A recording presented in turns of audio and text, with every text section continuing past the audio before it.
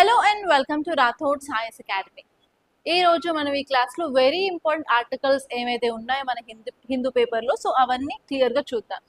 Title తీసుకోగానే like అందులో ఉన్న కీవర్డ్ ఏంటి, మన సిలబస్కి ఎలా లింక్ చేసుకోవాలి, అసలు ఏమేమి డైమెన్షన్స్ చదువుకోవాలి, అండ్ క్వశ్చన్స్ ఎలా వస్తాయి, అండ్ మెయిన్స్లో ఎలా, ప్రిలిమ్స్లో ఎలా, ఎవ్రీథింగ్ క్లియర్గా చూద్దాం.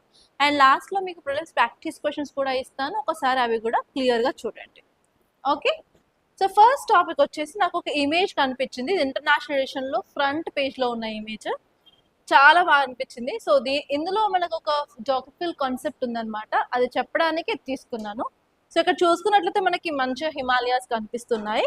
అండ్ ఎక్కడ తీస్తారు అంటే పుల్వామా సౌత్ ఆఫ్ కాశ్మీర్ దగ్గర నుంచి ఈ ఇమేజ్ తీయడం జరిగింది. సో ఇక్కడ ఏమి ఇచ్చారు అంటే snow clad mountain scene on misty day. ఇక్కడ మనకి మిస్ట్ అనే కాన్సెప్ట్ ఉందన్నమాట. సో ఇది ఎందుకు తీసుకున్నాను అంటే ఆల్రెడీ యూపీఎస్సీ ప్రిలిమ్స్ క్వశ్చన్స్లో మీరు జాగ్రఫీ పాయింట్ ఆఫ్ వ్యూ చూసినట్లయితే ఒకసారి ఫాగ్కి మిస్ట్కి డిఫరెన్సెస్ బేస్డ్ క్వశ్చన్ అయితే ఇచ్చారనమాట. సో అందుకని ఈ టాపిక్ని తీసుకున్నాను. సో ఇక్కడ మనం ఫాగ్ అంటే ఏంటి, మిస్ట్ అంటే ఏంటి, ప్రాపర్గా వాటి మధ్యలో ఉన్న డిఫరెన్సెస్ ఏంటో చూడాలి. ఈసారి కూడా దాని మీద క్వశ్చన్ వచ్చే ఛాన్స్ ఉంది, ఎందుకంటే last year December and November ఆ టైంలో పొల్యూషన్ వల్ల ఢిల్లీలో హివోక్ ఎప్పుడైనా జరుగుతూ ఉంటుందన్నమాట. సో దాంట్లో ఏంటంటే మిస్ట్ జనరేటర్స్ని కూడా యూజ్ చేసి పొల్యూషన్ని కంట్రోల్ చేయాలనుకున్నారు. కాబట్టి ఈసారి మిస్ట్ మీద క్వశ్చన్ వస్తుందేమో అన్న ఉద్దేశంతో ఈ టాపిక్ అయితే తీసుకున్నాను. అండ్ ఈ టాపిక్ వచ్చేసి జాగ్రఫీ పాయింట్ ఆఫ్ వ్యూలో ఇంపార్టెంట్. సో ఫాగ్ చూసినట్లయితే when the temperature of an air mass containing a large quantity of water vapor falls all of a sudden గా మన ఎయిర్ మాస్ లో ఉన్న వాటర్ వేపర్ ఏమవుతుంది అంటే కండెన్స్ అయిపోతుంది అనమాట. డస్ట్ పార్టికల్స్ ని అంటుకొని అది కండెన్స్ అయిపోయి క్లౌడ్ అనేది ఫామ్ అవుతుంది. ఈ క్లౌడ్ కూడా గ్రౌండ్ లెవెల్ దగ్గర ఉంటుంది అనమాట. Okay, very near to the ground. దాన్నే మనం ఫాగ్ అంటాం. కానీ ఫాగ్కి మిస్ట్కి ఉన్న డిఫరెన్స్ ఏంటి అంటే ఫాగ్ అండ్ మిస్ట్ కంపేర్ చేసినట్లయితే మిస్ట్లో మాయిశ్చర్ పర్సంటేజ్ అనేది ఎక్కువగా ఉంటుంది. అండ్ ఇలా ఫాగ్ అండ్ మిస్ట్ అనేది ఫామ్ అవ్వడం వల్ల ఓవరాల్గా విజిబిలిటీ అనేది తగ్గిపోతుంది. ముందు ఏముందో కనిపించదు. ఫర్ ఎగ్జాంపుల్ చలికాలం మార్నింగ్ మనం 4:30 or 5 or 6 ఆ టైంకి లేచినప్పుడు కూడా మనకి తెల్ల మబ్బులా కనిపించి అసలు ఏమి కనిపించదు, మంచు కురుస్తుంది అని అంటాం కదా, అది ఫాగ్ అనమాట. అండ్ ఇంకొక డిఫరెన్స్ ఏంటంటే ఫాగ్ అనేది మనం ప్లెయిన్ రీజన్లో చూస్తాము, మౌంటైన్స్ దగ్గర మాత్రం ఎక్కువ పర్సంటేజ్ ఆఫ్ మాయిశ్చర్ ఉండడం వల్ల అక్కడ మిస్ట్ అనేది ఫామ్ అవుతుంది. ఈ మిస్ట్లో ఎక్కువ వాటర్ పర్సంటేజ్ ఉండడం వల్ల అవి థిక్గాను అలాగే డెన్స్గాను కూడా కనిపిస్తూ ఉంటుంది. అండ్ ఈ మిస్ట్ ఫామ్ అయితే మాత్రం 1 kilometers 2 kilometers వరకు కూడా మనకి ఏముందో కనిపించదు. కానీ ఫాగ్కి అంత ఎఫెక్ట్ ఉండదు అనమాట. ఓకే, అవి important differences. And next article చూసుకున్నట్లయితే India's goods exports surge 14% in April to $43.6 billion centre అని ఇచ్చారు. సో ఇక్కడ ఏం చెప్తుంది ఈ ఆర్టికల్ అంటే ఎక్స్పోర్ట్స్ గురించి, ఇండియా యొక్క ఎక్స్పోర్ట్స్ గురించి మాట్లాడుతుంది. అండ్ ఈ టాపిక్ ఎక్కడ చదువుకుంటాం మనము అంటే ఎకానమీ, జిఎస్ పేపర్ ఎకానమీలో మనకి బ్యాలెన్స్ ఆఫ్ పేమెంట్స్ అనే టాపిక్ ఉంటుంది. అక్కడ మనకి ట్రేడ్ గురించి, ఇంపోర్ట్స్, ఎక్స్పోర్ట్స్, ఎవ్రీథింగ్ గురించి మనం చూసుకోవడం జరుగుతుంది అనమాట. సో ఇక్కడ మనం ఈ టైటిల్ చూసినట్లయితే ఇండియా యొక్క ఎక్స్పోర్ట్స్ అనేవి 14% పెరిగాయి అని చెప్పి ఈ ఆర్టికల్ చెప్తుంది. సో ఇక్కడ ఈ ఆర్టికల్ చూసినట్లయితే మనకు ఒక సైడ్ ఏమో వెస్ట్ ఏషియాలో క్రైసిస్ ఉంది. ఈ వెస్ట్ ఏషియాలో క్రైసిస్ ఉన్నప్పటికీ కూడా ఇప్పుడు మనకి ఎక్స్పోర్ట్స్ పెరిగాయి అని చెప్పి ఈ ఆర్టికల్ క్లియర్గా చెప్తుంది. సో ఇక్కడ మనం చూడాల్సింది ఏంటి అన్నట్లయితే సరే ఎక్స్పోర్ట్స్ పెరిగాయి అంటున్నారు కదా, దానివల్ల మనకి అడ్వాంటేజెస్ ఏంటి అని చూసుకోవాలి. ఫస్ట్ వచ్చేసి మన ఎక్స్పోర్ట్స్ పెరుగుతున్నాయి అంటే ఇండియాలో ఉన్న ప్రొడక్షన్ పెరుగుతుంది. ఇండియాలో ప్రొడక్షన్ పెరుగుతుంది అంటే ఓవరాల్గా జీడిపి అనేది ఇంక్రీజ్ అవుతుంది. అండ్ నెక్స్ట్ వచ్చేసి ఎంప్లాయ్మెంట్ ఆపర్చునిటీస్ కూడా పెరుగుతాయి. ఎందుకంటే మనం ప్రొడక్షన్ పెంచాలి అన్నట్లయితే ఆబ్వియస్గా మనం ఏం చేయాలి, మన దగ్గర ఉన్న లేబర్ పెరిగితేనే మనం అవన్నీ చేయడానికి వీలుగా ఉంటుంది కదా. సో ఇక్కడ ఏమవుతుంది అంటే ఈ యొక్క ఎక్స్పోర్ట్స్ అనేది పెరిగింది అంటే ఆబ్వియస్గా మన కంట్రీలో ఉన్న ఎంప్లాయ్మెంట్ ఆపర్చునిటీస్ కూడా మనం క్రియేట్ చేస్తున్నామని అర్థం. సో ఇంకొక ఇంపాక్ట్ ఏంటంటే ఇంక్రీస్డ్ ఎంప్లాయ్మెంట్ అని కూడా చెప్పచ్చు. అండ్ నెక్స్ట్ ఇంపాక్ట్ వచ్చేసి మనం ఏం చేయాలి, ఇక్కడ ఎంప్లాయ్మెంట్ మనం తీసుకున్నాము అంటే వాళ్ళు కంపల్సరీ శాలరీ ఇవ్వాల్సిందే కదా. శాలరీ కూడా ఇవ్వడం వల్ల ఏమవుతుంది, ఓవరాల్గా మన ఇండియాలో ఉన్న పావర్టీని కూడా తగ్గించవచ్చు. అండ్ నెక్స్ట్ వచ్చేసి ఎక్కువ ప్రొడ్యూస్ చేసిన మ్యానుఫ్యాక్చరింగ్ కంపెనీస్ అంటే వాళ్ళ ప్రాఫిట్లో కొంత అమౌంట్ ట్యాక్స్ కట్టాల్సిందే కదా, ఎస్పెషల్లీ కార్పొరేట్ ట్యాక్స్. ఆ కార్పొరేట్ ట్యాక్స్ కూడా పెరుగుతుంది, దానివల్ల గవర్నమెంట్కి వచ్చే రెవెన్యూ కూడా పెరుగుతుంది. ఈ రెవెన్యూతో గవర్నమెంట్ ఏం చేస్తుంది, గవర్నమెంట్ స్కీమ్స్ని ఇంప్లిమెంట్ చేస్తుంది, దానివల్ల overall education, employment and economy కూడా డెవలప్ అయ్యే ఛాన్సెస్ ఉంటాయి అన్నమాట. ఇవన్నీ పాసిబుల్ ఇంపాక్ట్స్ ఆఫ్ ఎక్స్పోర్ట్స్. కాకపోతే ఇక్కడ మీరు ఆలోచించాల్సింది ఏంటి అంటే మన ఎక్స్పోర్ట్స్ పెరగడానికి మేజర్ రీజన్స్ ఏంటో కూడా మీరు చూసుకోవాలన్నమాట. ఓకే, సో ఫస్ట్ రీజన్ వచ్చేసి గవర్నమెంట్ పిఎల్ఐ అనే స్కీమ్ తీసుకువచ్చింది. దీన్నే ప్రొడక్షన్ లింక్డ్ ఇన్సెంటివ్ స్కీమ్ అని అంటారు. ఎస్పెషల్లీ ఆటోమొబైల్స్కి, ఆటో పార్ట్స్కి, అలాగే ఫార్మాస్యూటికల్ కంపెనీస్కి, డిఫరెంట్ సెక్టార్స్కి పిఎల్ఐ స్కీమ్ అనేది ఎక్స్పాండ్ చేసుకుంటూ వచ్చింది. అసలు పిఎల్ఐ స్కీమ్ అంటే ఏం లేదు, పిఎల్ఐ అంటే ప్రొడక్షన్ లింక్డ్ ఇన్సెంటివ్ స్కీమ్. ఈ ఏదైనా మ్యానుఫ్యాక్చరింగ్ కంపెనీ ఉందనుకోండి, మీరు ప్రొడక్షన్ ఇంక్రీజ్ చేయండి, మీకు గవర్నమెంట్ నుంచి బెనిఫిట్స్ వస్తాయని చెప్పి ప్రొడక్షన్ని ఇంక్రీజ్ చేస్తుంది. ఆ ప్రొడక్షన్ ఇంక్రీజ్ చేసిన తర్వాత మనం ఎక్స్పోర్ట్ చేయడానికి డిఫరెంట్ మార్కెట్స్ని మనం వెతుక్కోవడం జరుగుతుంది అనమాట. ఇదే ప్రొడక్షన్ లింక్డ్ ఇన్సెంటివ్ స్కీమ్ అంటారు. That is the first reason. And next వచ్చేసి ఎక్స్పోర్ట్ ప్రమోషన్ మిషన్ అనేది తీసుకువచ్చింది. ఇది 2025లో తీసుకొచ్చింది అండ్ ఇది 5 years అండ్ 2030 వరకు ఈ స్కీమ్ అనేది ఆపరేషన్లో ఉంటుంది. ఓవరాల్గా మన ఇండియాలో ఉన్న ఎక్స్పోర్ట్ ఈకోసిస్టమ్ని ప్రమోట్ చేయాలని ఈ స్కీమ్ చూస్తుంది. అండ్ నెక్స్ట్ వచ్చేసి సెమీ కండక్టర్స్లో, ఎలక్ట్రానిక్స్లో వాటిలో కూడా గ్రోత్ కోసం ఇండియా సెమీ కండక్టర్ మిషన్ని తీసుకువచ్చింది అనమాట. ఈ మిషన్ ద్వారా ఇండియాలో సెమీ కండక్టర్ ప్రొడక్షన్ రీసెంట్గా 4 ప్లాంట్స్కి కూడా గవర్నమెంట్ అప్రూవల్ ఇచ్చింది. ఫర్ ఎగ్జాంపుల్ ఏపీలో, ఒడిశాలో అండ్ 2 వచ్చేసి పంజాబ్లో అలా. అండ్ నెక్స్ట్ వచ్చేసి కస్టమ్ అండ్ టాక్సేషన్ మెషర్స్ని కూడా తీసుకొచ్చేసి కస్టమ్ డ్యూటీని తగ్గించింది. ఎస్పెషల్లీ ఎక్స్పోర్ట్ డ్యూటీని తగ్గించడం వల్ల ఎక్స్పోర్ట్స్ కూడా ఇంప్రూవ్ అయ్యాయి అనమాట.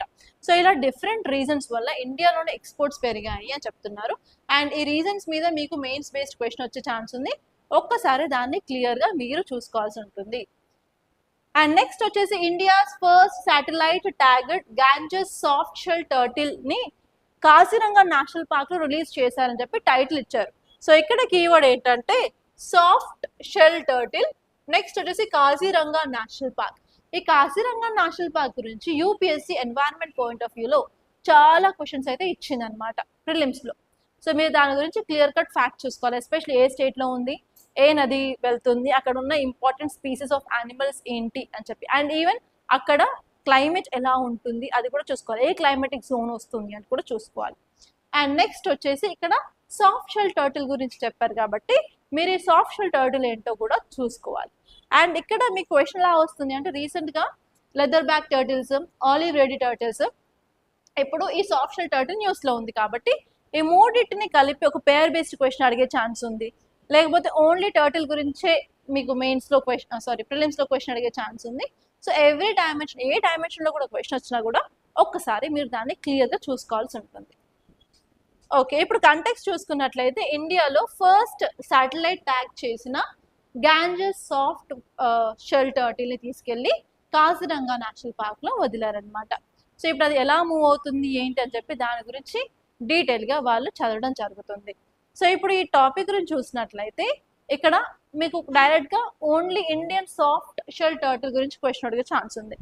Consider the following statements regarding Indian soft shell turtle అని అడగచ్చు. ఓకే, ఇక్కడ మనం చూసుకున్నట్లయితే ఈ సాఫ్ట్ షెల్ టర్టిల్ అనేది largest fresh water turtle species. ఇది మనకి ఫ్రెష్ వాటర్లో కనిపిస్తుంది. మీరు ఇప్పుడు leather back turtles, olive ridley turtles చూసుకున్నట్లయితే మెరైన్ వాటర్లో ఉంటాయి, కానీ ఇవి మాత్రం ఫ్రెష్ వాటర్లో ఉంటాయి, అంటే రివర్స్లో, లేక్స్లో, పాండ్స్లో కనిపిస్తాయి అన్నమాట. దీని యొక్క అపీరెన్స్ ఎలా కనిపిస్తుంది అంటే పైన అప్పర్ షెల్ వచ్చేసి రౌండ్గా, ఓవెల్ షేప్డ్గా, గ్రీన్ కలర్, ఎల్లో బార్డర్గా ఉండి సాఫ్ట్గా ఉంటుంది అనమాట. అండ్ నెక్స్ట్ వచ్చేసి ఇవి చాలా ఫాస్ట్గా స్విమ్ చేస్తాయి and they are very brilliant అని కూడా అంటారు. అండ్ ఇవి మనకి డీప్ రివర్స్లో, స్ట్రీమ్స్లో, కెనాల్స్లో, లేక్స్లో, అలాగే పాండ్స్లో కనిపిస్తూ ఉంటాయి. And even Sandy and muddy bottoms దగ్గర కూడా ఉండే ఛాన్సెస్ ఉంది. అండ్ దీని యొక్క జాగ్రఫికల్ డిస్ట్రిబ్యూషన్ చూసుకున్నట్లయితే ఇవి ఇండియాలో మాత్రమే ఉండవు, ఈవెన్ ఆఫ్ఘనిస్తాన్లో, బంగ్లాదేశ్ అండ్ పాకిస్తాన్లో కూడా కనిపిస్తాయి. అండ్ ఇవి వచ్చేసి మేజర్గా రివర్ ఇండస్, గాంజస్, మేఘ్నా, బ్రహ్మపుత్ర, యమున, నర్మదా, మహానది రివర్ బేసిన్స్లో ఉంటాయి అన్నమాట. అండ్ వీటి యొక్క డైట్ వచ్చేసి ఆమ్నివోరస్. ఆమ్నివోరస్ అంటే బోత్ ప్లాంట్స్ని తింటాయి, అలాగే ఫ్లెష్ని కూడా తింటాయి. లైక్ ఫిష్ని కానీ, ఆంఫిబియన్స్ని, మొలస్కన్స్ని, ఇన్సెక్ట్స్ని కూడా అవి తింటూ ఉంటాయి అన్నమాట. అండ్ ఎస్పెషలీ వాటిని టెంపుల్ పాండ్స్, ఒరిస్సాలో ఉన్న టెంపుల్ పాండ్స్లో మెయింటైన్ చేస్తూ ఉంటారు. వాటికి చాలా సేక్రెడ్ అని కూడా వాటిని చూసుకుంటూ ఉంటారు, పవిత్రంగా వాళ్ళు భావిస్తారనమాట. అండ్ దీని యొక్క థ్రెడ్స్ చూసుకున్నట్లయితే హ్యాబిటాట్ ఆల్టరేషన్ అవుతూ ఉంది, డిస్ట్రక్షన్ అవుతూ ఉంది, poaching, illegal trading, traditional medicines కోసం, అగ్రికల్చర్ ఎక్స్పాండ్ అవుతుంది, కమర్షియల్ పర్పస్ కింద వీటికి థ్రెడ్స్ అయితే చాలా ఉన్నాయన్నమాట. సో వీటి యొక్క కన్జర్వేషన్ స్టేటస్ చూసుకున్నట్లయితే దీన్ని ఎండేంజర్డ్ కింద రాశారనమాట IUCN రెడ్ లిస్ట్లో. అలాగే వైల్డ్ లైఫ్ ప్రొటెక్షన్ యాక్ట్లో మాత్రం Schedule 1 కింద రాయడం జరిగింది, ప్రొటెక్ట్ చేస్తున్నారు. ఓకే, నెక్స్ట్ ఆర్టికల్ వచ్చేసి CBI launches AI powered verification system Abhay. So ఇక్కడ CBI ఒక AI బేస్డ్ చాట్ బోట్ ని లాంచ్ చేసి దాని పేరే అభయ్ అని చెప్పి టైటిల్ ఇచ్చారు. సో రీసెంట్ గా మనం సుప్రీం కోర్ట్ ఒక AI బేస్డ్ థింగ్ తీసుకొచ్చింది, అది సుసహాయ్ అని చదువుకున్నాం కదా. సో అలా మనకి AI బేస్డ్ ఏమైనా పోర్టల్స్ ఏమైనా ఉంటే, ఫర్ ఎగ్జాంపుల్ బోధి ఉంది, చక్షు, సో లైక్ దట్ చాలా చాలా టర్మ్స్ అయితే న్యూస్లో ఉన్నాయి. అవి ఏంటి అని అడిగే ఛాన్స్ అయితే చాలా ఎక్కువ ఈసారి, because of AI improvement. And ఏఐని మనం చాలా చోట్ల ఇన్కార్పొరేట్ చేస్తున్నాం కాబట్టి AI బేస్డ్ థింగ్స్ అవి ఏంటి, అవి ఎవరు తీసుకొచ్చారని క్వశ్చన్ అడిగే ఛాన్స్ ఉంది. ఒక్కసారి అది క్లియర్గా చూసుకోండి ప్రిలిమ్స్కి అయితే మాత్రం. సో ఇక్కడ ఏంటంటే AI Abhay is seen recent in news what it is అని అడిగే ఛాన్స్ ఉందన్నమాట క్వశ్చన్. ఒక్కసారి అది క్లియర్గా మీరు చూసుకోవాలి, చాలా చాలా ఇంపార్టెంట్ ఈసారి. ఓకే, అసలు ఎలా క్వశ్చన్ వస్తుందంటే consider the following statements regarding AI Abhay అని చెప్పేసి ఒక 2 స్టేట్మెంట్లు ఇస్తారు, అందులో కరెక్ట్ ఏది ఇన్కరెక్ట్ ఏది అడుగుతారు. సో లేకపోతే సెకండ్ టైప్ ఆఫ్ క్వశ్చన్ ఏంటంటే recently Abhay is seen in news what it is అని చెప్పి ABCD ఆప్షన్స్ వస్తాయి, అది second type of question.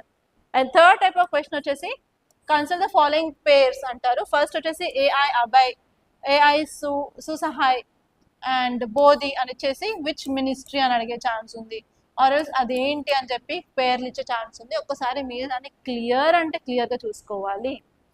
Okay, so ఇలా డిఫరెంట్ ఫార్మాట్స్లో అయితే క్వశ్చన్ రావచ్చు. అండ్ ఫర్ షూర్ మనకి సర్ప్రైజ్ క్వశ్చన్లు అయితే చాలా ఉంటాయండి UPSCలో, ఫస్ట్ టైం అక్కడ చూసే క్వశ్చన్స్. అండ్ అందరికీ ఒకటి చెప్పాలి ఏంటంటే మీకు హాల్ టికెట్స్ 2 రిలీజ్ అయ్యాయి. ఫస్ట్ ఆఫ్ ఆల్ హాల్ టికెట్స్ని మీరు డౌన్లోడ్ చేసుకోండి, అసలు సెంటర్ ఎక్కడ పడో చూసుకోండి, మీరున్న లొకేషన్కి మీకు వెళ్ళడానికి ఎంత టైం పడుతుందో ఒకసారి గూగుల్ మ్యాప్స్ యూజ్ చేసి కనుక్కోండి. తర్వాత మీరు ఏం చేయాలంటే ఈసారి AI ఫేస్ అథెంటికేషన్ ఉంది కాబట్టి అట్లీస్ట్ 1 hour ముందే మీరు మీ సెంటర్ని రీచ్ అవ్వాలి. లాస్ట్ టైం CDSలో ఫేస్ అథెంటికేషన్ అవ్వలేదు, దానివల్ల చాలామందికి అబ్సెంట్ కూడా వేశారనమాట ఎగ్జామ్కి. సో మీరు అలాంటి కాకుండా ఉండాలంటే మీరు లైవ్ ఇమేజ్ అవన్నీ ఇచ్చినప్పుడు ఎలా ఉన్నారో కొంచెం అలా సిమిలర్గా రెడీ అవ్వండి. అండ్ నెక్స్ట్ వచ్చేసి like for sure 1 hour before examination me centre దగ్గర ఉండాలి. లాస్ట్ 10 minutes కదా ఇంకా వదిలేస్తున్నారు కదా అని చెప్పి అక్కడ బయట అయితే వెయిట్ చేయొద్దు. So don't take that risk this time. And next వచ్చేసి ప్రాపర్గా మీరు ఎగ్జామ్ హాల్లో 2 hours ఫోకస్డ్గా ఉండాలి. ప్రతి క్వశ్చన్, ఫస్ట్ క్వశ్చన్ ఎంత గట్టిగా ఫోకస్ చదువుతారో లాస్ట్ క్వశ్చన్ కూడా అంతే ఫోకస్ ఉండాలి. మధ్య మధ్యలో వాటర్ తాగుతూ ఉండండి. అండ్ మీకు హెవీ హెడేక్ అట్లా వస్తూ ఉంటాయి ఎగ్జామినేషన్ టెన్షన్లో. సో అప్పుడు okay I'm not doing well, అవ్వట్లేదు, సంథింగ్ ఇస్ రాంగ్ అన్నట్టు అనిపించినట్లయితే వెంటనే అది పక్కన పెట్టేసి ఒక 1 minute డీప్ బ్రీత్ తీసుకోండి. అండ్ మధ్యలో వాటర్ తాగడం, just chocolates are permitted, so chocolates తినడం లాంటివి చేస్తూ ఉంటే మీ ఎనర్జీ లెవెల్స్ మెయింటైన్ చేస్తూ ఉంటారు. అండ్ మధ్యాహ్నంకి మాత్రం స్కిప్ చేయొద్దు, మీల్స్ స్కిప్ చేయొద్దు. అండ్ హెవీ మీల్స్ తినకూడదు, ఎందుకంటే 2:30 to 4:30 టైంలో మీకు ఎగ్జామ్ ఉంటుంది కాబట్టి హెవీ మీల్స్ తింటే మీకు ఆ టైంలో నిద్ర వచ్చే ఛాన్స్ ఉంది. అండ్ నెక్స్ట్ వచ్చేసి అసలు మీల్స్ తినకుండా ఉంటే మాత్రం ఎనర్జీ లెవెల్స్ లో అవుతాయి. So be hydrated. And even summer కాబట్టి వాటర్ తాగకుండా మాత్రం ఉండకండి, వాటర్ అయితే తాగుతూ ఉండండి. ఓకే, అలా కొంచెం స్టెప్స్ అయితే తీసుకోండి. అండ్ మధ్యలో మీకు 3 hours ఆఫ్ బ్రేక్ ఉంటుంది కదా, ఫస్ట్ ఎగ్జామ్కి అండ్ సెకండ్ ఎగ్జామ్కి అంటే GSకి CSATకి. ఆ టైంలో కూడా మీరు కొంచెం దగ్గర పట్ల ఏమైనా షేడ్ ప్లేస్ ఉందో చూసుకొని షేడ్లో కూర్చొని ట్రై చేయండి, ఎండలో తిరగకూడదు ఆ టైంలో, బికాస్ డీహైడ్రేట్ అయిపోతారు మీ బాడీ. దానివల్ల పేపర్ 2 మీద చాలా ఇంపాక్ట్ ఉంటుంది. షేడ్ ఏరియా అంటే నీడ్ ఎక్కడ కనిపిస్తే అక్కడ కూర్చొని జస్ట్ రివైజ్ చేసుకుంటా ఉండండి CSAT. Okay, so I want to give that kind of tips అనమాట, అంతే. ఓకే, సో ఇక్కడ మీరు ఈ టాపిక్ చూసినట్లయితే CBI AI based help bot called అభయ్ని లాంచ్ చేసింది అనమాట. సో ఇది ఎందుకు చేసిందంటే మనకు మేజర్గా ఉన్న ప్రాబ్లం ఏంటి అంటే సైబర్ స్కామ్స్ పెరుగుతూ ఉన్నాయి, ఎస్పెషల్లీ డిజిటల్ అరెస్ట్ అనేవి పెరుగుతున్నాయి. డిజిటల్ అరెస్ట్ ఏంటి అన్నట్లయితే మనకి especially elderly people, rich people target చేసి వాళ్ళు ఆన్లైన్లో కాల్ చేసి వీడియో కాల్స్ లాంటివి చేసి వీఆర్ కాలింగ్ ఫ్రమ్ సిబిఐ, మీ మీద కేసు ఉంది, ఇది ఉంది, ఇది పే చేయాలి, అది పే చేయాలని చెప్పి మిమ్మల్ని ఆన్లైన్లోనే ఉంచేసి వాళ్ళు డబ్బులు అనేది ట్రాన్స్ఫర్ చేయమని చెప్తారు. ఆ ఫియర్కి మనం ఏం చేస్తామంటే డబ్బులు ట్రాన్స్ఫర్ చేస్తాం, తర్వాత ఫ్రాడ్ అని తెలుస్తుంది, తర్వాత మనం ఏం చేయడానికి కూడా లేదు. సో అలాంటి డిజిటల్ అరెస్ట్ని కంట్రోల్ చేయడానికే ఇప్పుడు ఈ అభయ్ పోర్టల్ని తీసుకొచ్చింది మన సిబిఐ అనమాట. ఇదేంటంటే ఒక చాట్ బోట్. ఇది ఎవరు లాంచ్ చేశారు? Chief justice of India launch చేశారు. ఇది AI powered notice verification chatbot అనమాట. అంటే ఈ చాట్ బోట్లో సిబిఐ ఇన్ కేసు ఏదైనా నోటిఫికేషన్ ఇచ్చినట్లయితే అవన్నీ అక్కడ ఉంటాయి. సో మనం క్లియర్గా చాట్ కూడా చేయొచ్చు, అది కరెక్టా కాదా అని చెప్పి మనం వెరిఫికేషన్ కూడా చేయొచ్చు అనమాట ఈ చాట్ బోట్లో. ఇదేంటంటే first line defence for citizens అని కూడా చెప్పవచ్చు అనమాట. సో ఎస్పెషల్లీ డిజిటల్ అరెస్ట్ స్కామ్ని తగ్గించడానికి, ఫ్రాడ్స్టర్స్ వాళ్ళ పనులు చేసుకోకుండా ఉండడానికి లైక్ వీఆర్ యూజింగ్ దిస్ అన్నట్టు చెప్పారు.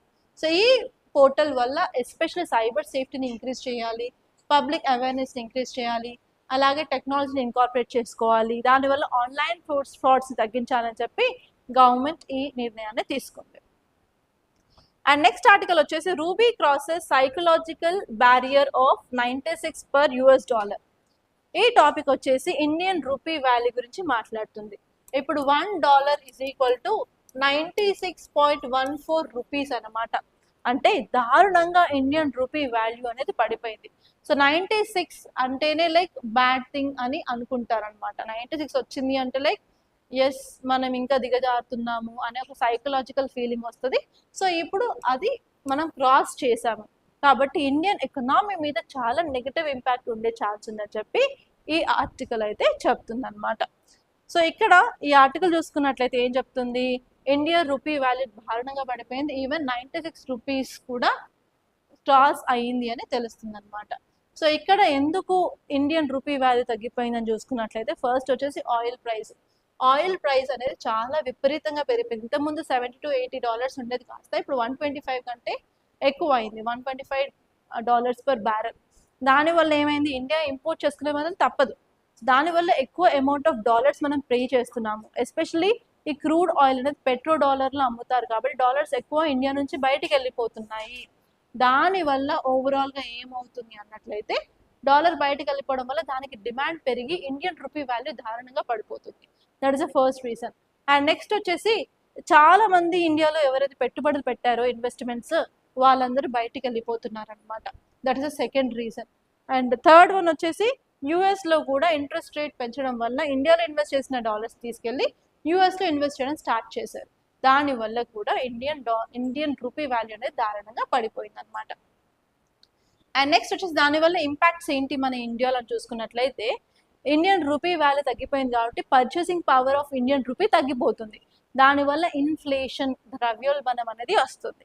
అండ్ నెక్స్ట్ వచ్చేసి కార్పొరేట్ సెక్టార్స్లో కూడా చాలా కాస్ట్ అనేది పెరుగుతాయి, కాంపిటేటివ్నెస్ పెరుగుతుంది, అండ్ ఈవెన్ ప్రాఫిట్స్ మార్జిన్ తగ్గుతాయి, అండ్ ఈవెన్ ఇన్వెస్ట్మెంట్స్ అనేవి ఇండియాకి తగ్గే ఛాన్సెస్ ఉంటాయి.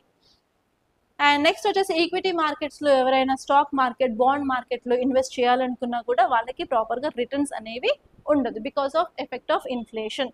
అండ్ ఓవరాల్ ఎకనామీ కూడా పడిపోయే ఛాన్సెస్ ఉందని చెప్పి ఈ ఆర్టికల్ క్లియర్గా చెప్తుంది. అండ్ ఇది ఒక మెయిన్స్ టాపిక్ అని చెప్పొచ్చు అనమాట.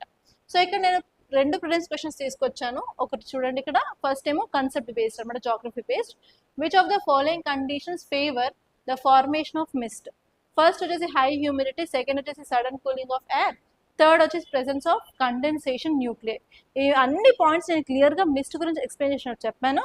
సో దీనికి ఆన్సర్ ఏంటో కింద కమెంట్లో చెప్పండి. అండ్ నెక్స్ట్ వచ్చేసి Abhay chat bot initiative is primarily related to what? Option A వచ్చేసి అగ్రికల్చర్ ఎక్స్టెన్షన్, బి వచ్చేసి verification of cyber crime complaints, C వచ్చేసి authentication of notices issued in the name of CBI, and D వచ్చేసి artificial intelligence based weather forecasting. ఇది చాలా simple question అండి. ఈ 2 క్వశ్చన్స్కి compulsory answers comment బాక్స్లో చెప్పండి. That's all guys, by this I'm concluding. మీకు కనుక ఈ వీడియో నచ్చినట్లయితే లైక్ చేయండి, అలాగే షేర్ చేయండి. అండ్ మరిన్ని ఇలాంటి కరెంట్ అఫైర్స్ అప్డేట్స్ కోసం మన ఛానల్కి సబ్స్క్రైబ్ చేసుకోండి. అండ్ మీరు కనుక GS prelims mains foundation course join అవ్వాలనుకున్నట్లయితే మీకు ఎలాంటి డౌట్స్, క్వైరీస్, క్వశ్చన్స్ ఉన్నా కూడా you can call us on this number 8074765513 అండి. And I wish you all the best. Thank you so much.